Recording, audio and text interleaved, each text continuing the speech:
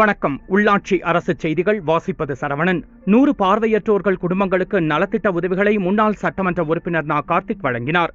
கோவை வரதராஜபுரம் பகுதியில் அமைந்துள்ள தேசிய பார்வையற்றோர் இணைய மையத்தில் உள்ள 100 உறுப்பினர்களின் குடும்பங்களுக்கு தேவையான கொரோனா நிவாரணப் பொருட்களும் மதிய உணவு வழங்கும் விழா கோவை மாநகர் கிழக்கு மாவட்ட பொறுப்பாளரும் முன்னாள் சட்டமன்ற உறுப்பினருமான நா. கார்த்திக் தலைமையில் நடத்தப்பட்டது.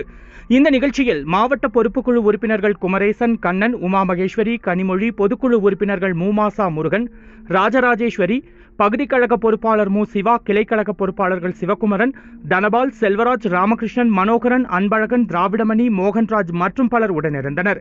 இதுகுறித்து தேசிய பார்வையற்றோர் இணையத்தின் ஒருங்கிணைப்பாளர் சதாசிவம், முன்னாள் சட்டமன்ற உறுப்பினர் நா. கார்த்திக் இணைந்து கூறும்பொழுது, வணக்கம்.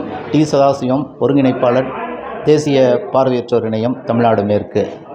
திரு நா. கார்த்திக் முன்னாள் எம்எல்ஏ அவர்கள் பொறுப்பில் இருந்த காலத்தில் எங்கள் தேசிய பார்வையற்றோர் இனத்திற்கு பலவிதமாக உதவிகள் செய்திருக்கின்றார்கள்.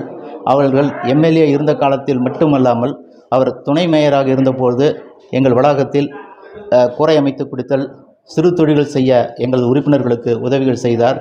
மேலும் ஒவ்வொரு ஆண்டும் கலைஞர் உடைய பிறந்தநாள் அன்று எங்களது உறுப்பினர்களுக்கு நல உதவிகளும் ஸ்டிக்குகளும் வாங்கி உதவி புரிந்தார்.